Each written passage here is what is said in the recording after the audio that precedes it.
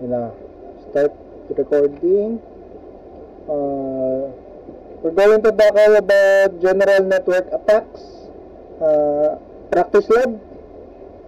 In this module, you will be provided with the instruction and devices needed to develop your hands-on skills in general network attack.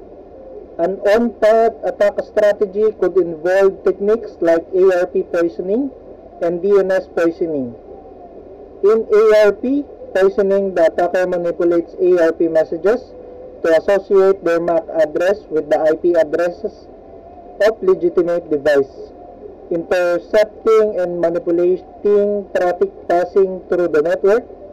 This allows for eavesdropping, session hijacking, or data modification. Concurrent DNS poisoning involves corrupting the DNS lookup process to redirect users from their intended destination, spoofing legitimate domains and leading to unauthorized access or phishing attempts. What we're going to learn, learning outcomes. Exercise 1, on-path attack. Exercise 2, ARP poisoning. And exercise 3, DNS poisoning. After completing this module, you should be able to spoof the ACID C01 MAC address, configure Betacap, launch an ARP poisoning attack, and modify the host file. Next. Next na natin ito. Alam natin ito lahat. Exercise 1, on-path attack. An on-path attack leveraging media access control or MAC. Spoofing involves an attacker impersonating a trusted device on the network by changing their MAC address to match that of the intended target. Once this change is advertised to the network, an attacker's machine can receive traffic bound for another host, resulting in an on-path attack position. MAC spoofing may also allow an attacker's machine to bypass network access control or NAC controls to gain an approved access to a network. In this exercise, you will conduct MAC spoofing as a step in achieving an on-path attack. Task 1. Spoof the ACID C01 MAC address. MAC address spoofing involves altering the MAC address of a network interface to impersonate another device, enabling malicious actors to circumvent network security measures and launch various attacks such as ARP poisoning or on-path attacks. This technique allows attackers to deceive network devices into accepting unauthorized traffic or to disguise their identity on the network. In this task, you will spoof the MAC address of the domain controller ACID C01. And first, we're going to connect to ACWin 11. Then, we're going to refresh this.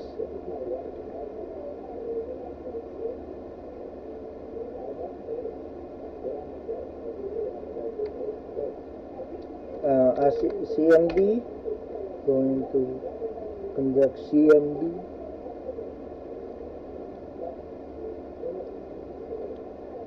Ayan. ARP-A. Yan na. Nakita natin lahat. Note, observe the MAC address labeled as physical address in the ARP cache.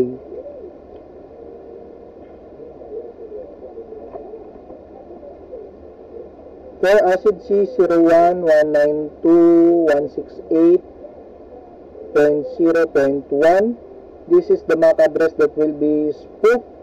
In this instant, the MAC address is 0015.5D94 EACE 36, and then please note that the MAC address can vary from one shown in the screenshot. Nag-iiba minsan. Ito mismo sa CD53 ang huli. In the taskbar, right click on the monitor icon.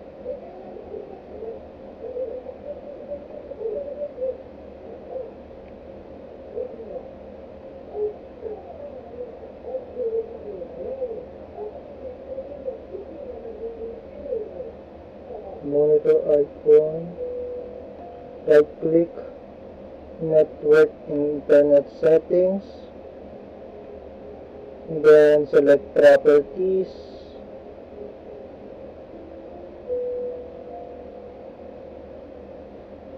select properties on Ethernet 2,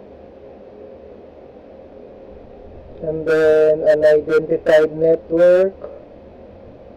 Saan yun?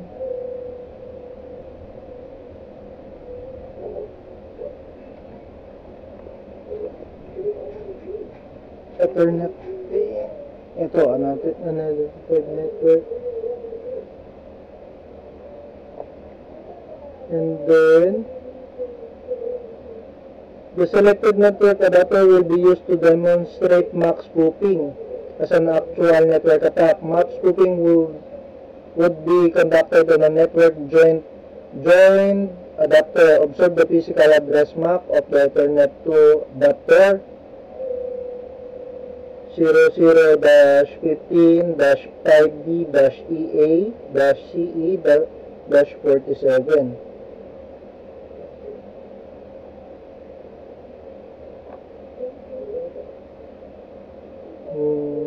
94.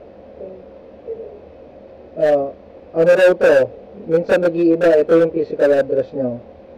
0015 5D94 CD52 ang ano. Network Ethernet pane. Select network and internet. Network and internet. Saan yan?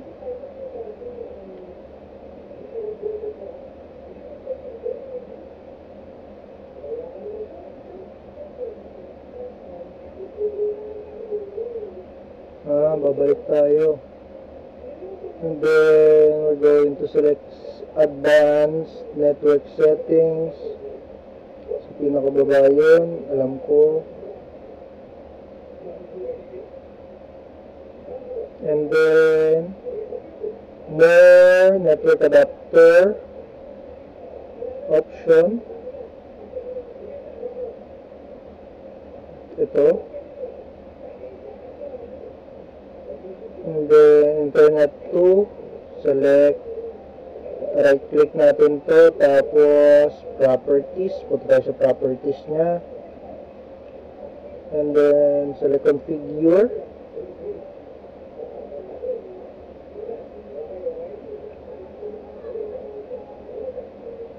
and then in advance, network address.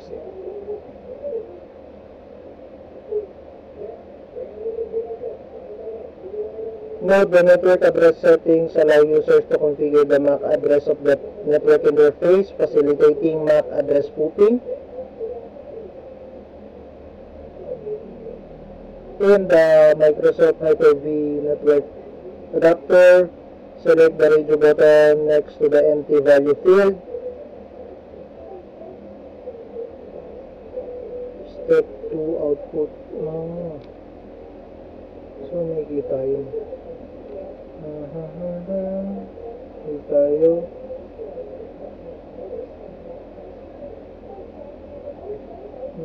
Dito tayo sa advanced network. Dito tayo sa properties nito. Tapos ito yung kukopyain natin.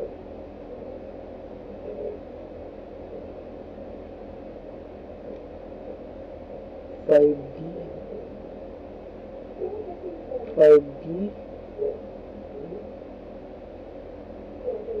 94 CD 52 94 CD 52.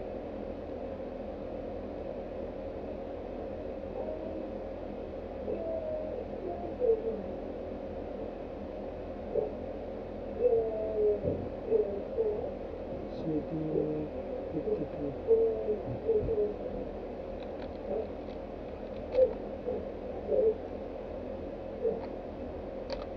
94 CD 52, and then click OK.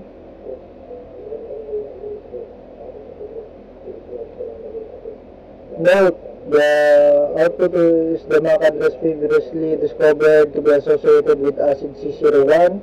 This failed entry sets the Internet to MAC address, resulting in MAC spoofing and enabling further on-tap and impersonating network attacks such as ARP spoofing and NAC bypass. Close the network connection. Then select Ethernet 2.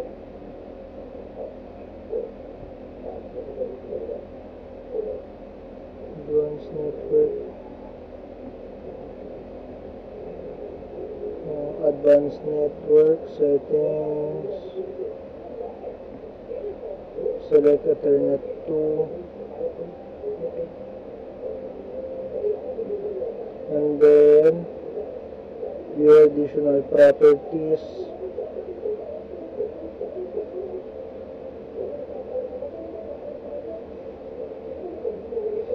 Observe that the physical address has been changed to 192.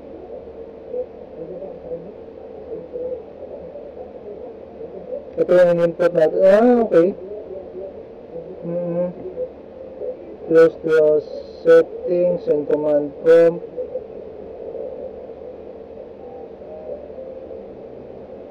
Next na tayo. Ayun pala yung ginagawa doon. Exercise 2, ARP poisoning. Using better ARP poisoning involves leveraging its capabilities to intercept ARP packets, manipulating ARP tables, and redirect traffic within a network. Typically, to facilitate on-path attacks, in this exercise, you will utilize BetterCap to conduct ARP poisoning. Learning outcome. After completing this exercise, we should be able to configure BetterCap, launch an ARP poisoning attack. Task 1, configure BetterCap. BetterCap is a modular network attack and monitoring tool. It offers a wide range of features, including ARP spoofing, packet sniffing, and SSL TLS interception. On the Ashalma machine, BetterCap is deployed via container to ensure ease of deployment and that all dependencies are met. In this task, we will configure BetterCap in preparation for demonstrating an ARP spoofing ARP poisoning attack. We're going to connect to ASIWIN 11 and command prompt.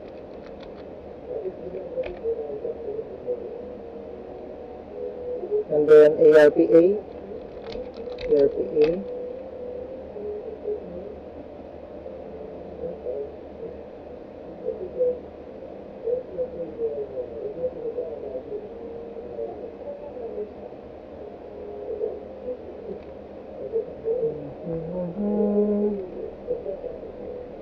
Note, observe there is a unique MAC address associated with each IP address on 192.168.0.3.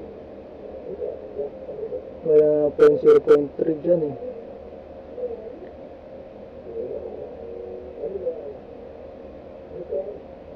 Wala na rin. Nag-iiba talaga siya. Correct to Ashalma. Note, if you are signed out of Ashalma, use the password to log in.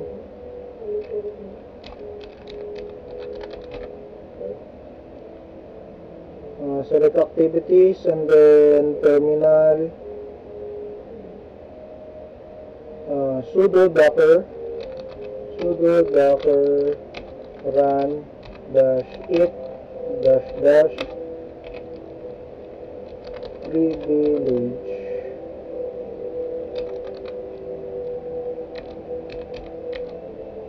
net equals host bettercup. Yung password, nangingi ng pero may note siya, Docker is a containerization engine that simplifies the process of creating, deploying, and managing software application by encapsulating them and their dependencies into lightweight, portable containers. This command launches the Bettercup tool within a Docker container with elevated privileges and access to the host network stack. This allows Bettercup to perform network scanning, ERP spoofing, and other network attacks directly on the host system, network interfaces. Yung password ay password. Yan lang, napasok na natin si password.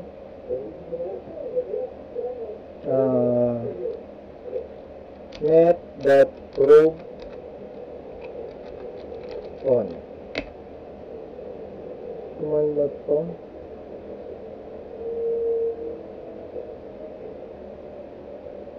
Tama naman.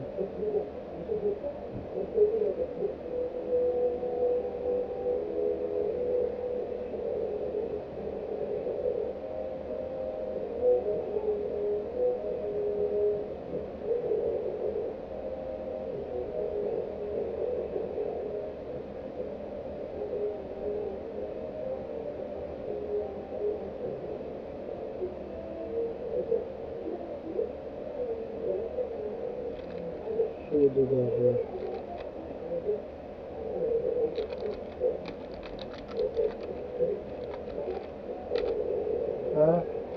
Mali pala, run it. Mali pala yung spelling natin.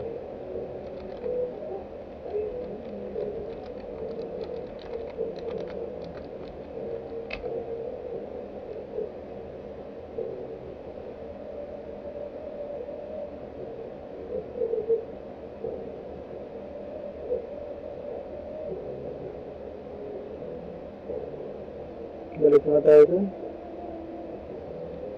Sudo Docker run at privilege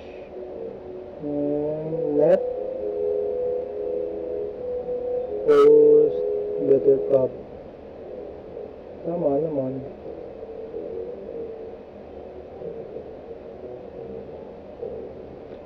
Sudo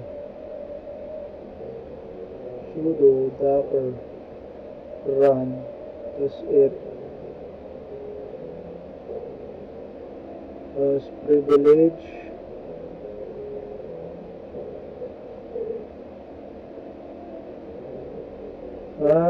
magkano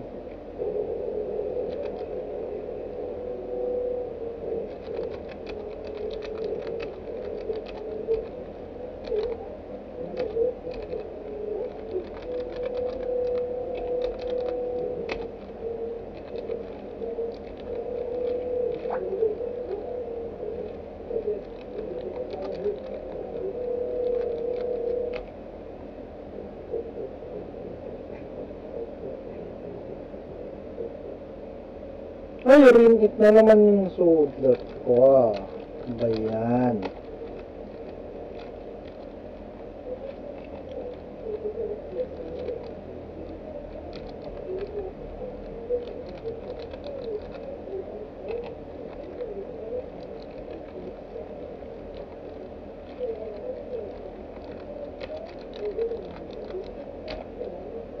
Ayun, okay na.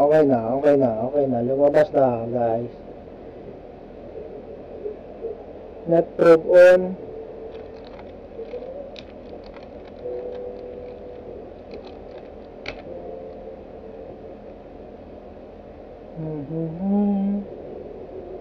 Now, this command enables network discovery by actively probing and identifying active hosts on the network. Step 7, ASCII Win11, connect tayo dun.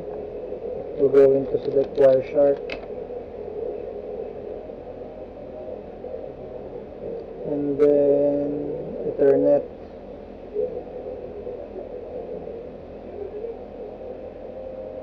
Double click on the Ethernet, stop capturing packets, and then ARP. Note, observe the broadcast ARP. Inquiries originating from ASI Win11. This is BetterCap conducting network discovery and is the result of turning on the BetterCap net probe. Ito. Stop capturing packets tayo. Ashalma. Tapos net.show.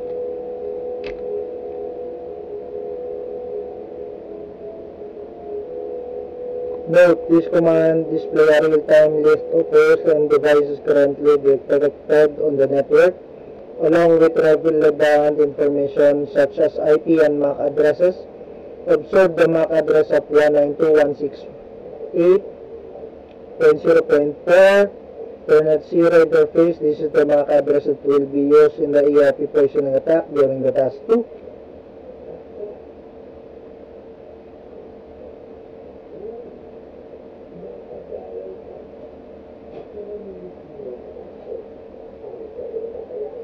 Ito, 1.0, okay. Yun nga yun. In the BetterCap prompt net.probe off. Na-off na natin.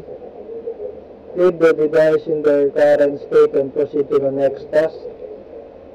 Task 2, launch an ERP poisoning attack. During an ERP poisoning attack, an attacker sends gratuitous ERP replies to network devices falsely claiming to be the owner of the particular IP address. This gratuitous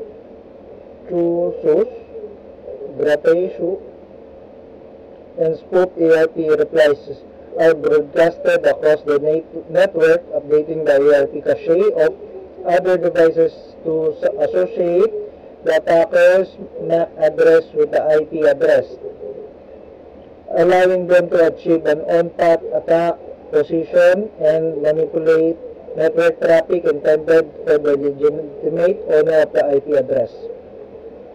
In this task, you will launch an ERP poisoning attack, connect to Ashalma, where the terminal window is open. In the following window, on the BetterCap prompt, tap the following, set ARP.spoof.targets 192.168.0.3.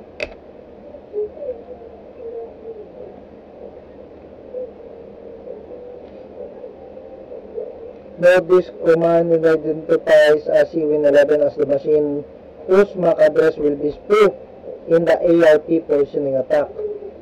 In the BetterCap prompt, ARP.spoof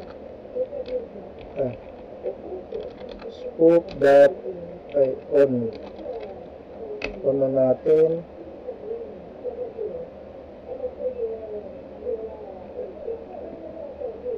Observe the BetterCap output that the ERP spoofer has started. Ito, okay. Step 3, connect tayo sa ASI Win11. And then select the blue shark to start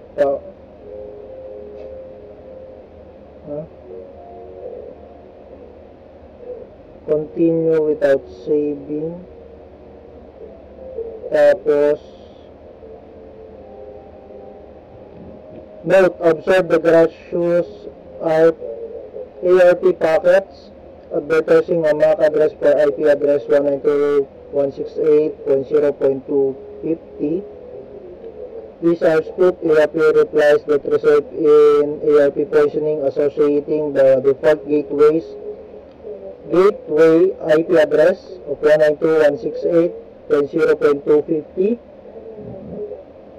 with the attacker IP address 192.168.0.4 and providing the attacker an on-path attack position for communicating to the default gateway.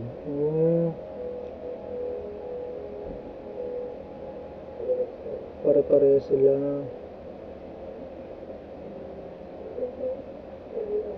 In the taskbar, select command prompt, and then ERP-1, ERP-1,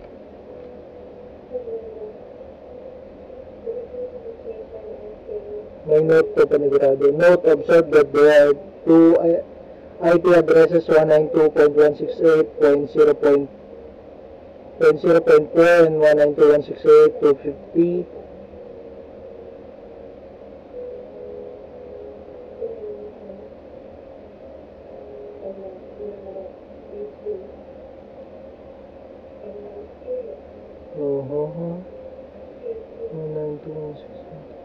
Meron pang isa 192.168.0.4. okay oo nga yun nga yun. Okay, sarado natin to, then sarado natin yung Wireshark rin, hindi nagsarado without saving. And then Shalma ERP.spook off.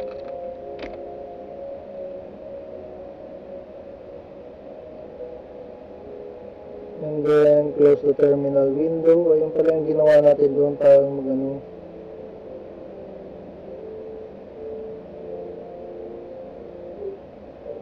Kung paano mag-spoofing.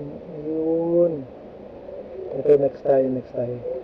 DNS poisoning involves corrupting or falsifying DNS data to redirect users to malicious website or unauthorized IP addresses.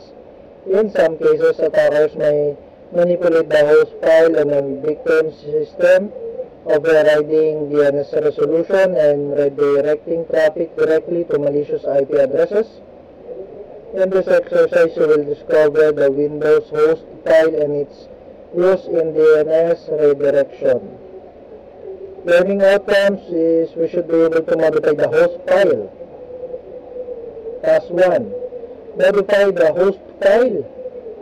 The host file is a plain text file located in the operating system system32-drivers-etc. directory that maps hostname to IP addresses, and it is commonly used to override DNS resolution below A, allowing users to specify custom IP addresses for specific domain names.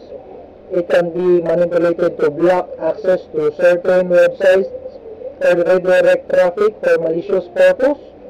In this task, you will modify the ASIWin11 host file. Connect to ASIWin11 and then command prompt.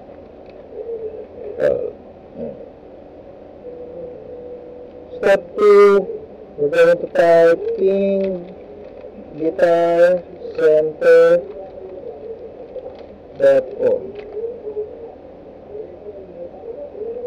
Ping natin, ping. Note, observe that the ping replies and received from 104.78.168.11.7. In this case, which is legitimate guitarcenter.com.server. The server address may differ from the one shown on the screenshot. Oo nga, iba yung ito na ang na 23.201.178.253. In the taskbar, select File Explorer. This PC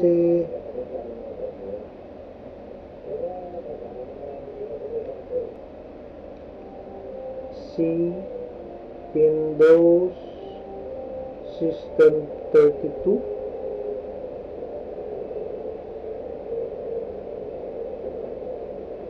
System 32 drivers.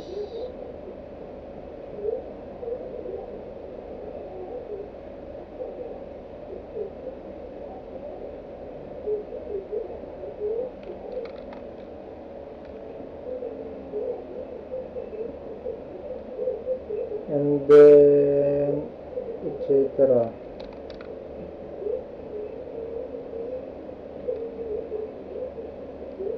Right click on the host file,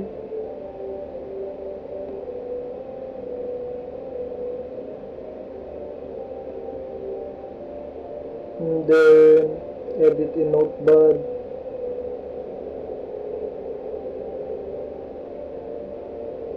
Saan yun? Ba't wala?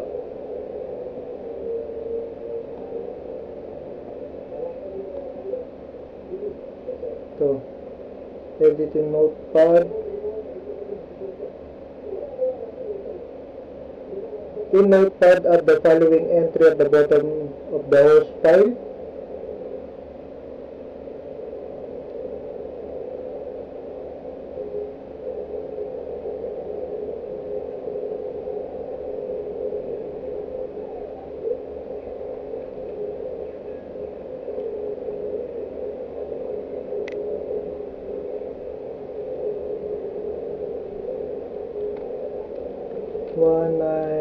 I 127.0.0.1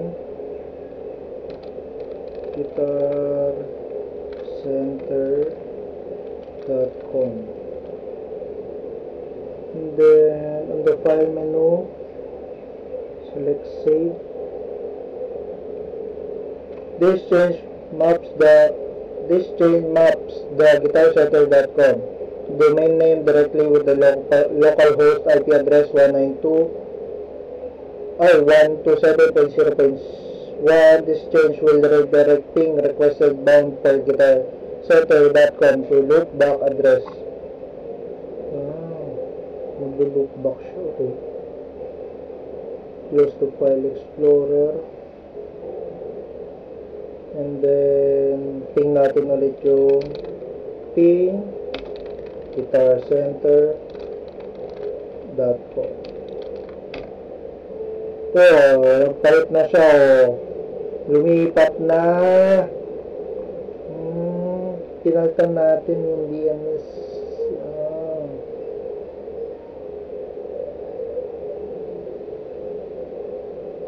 Hindi na sa server nila. Okay. Anong pala yun? Next tayo. Tapos na pala eh.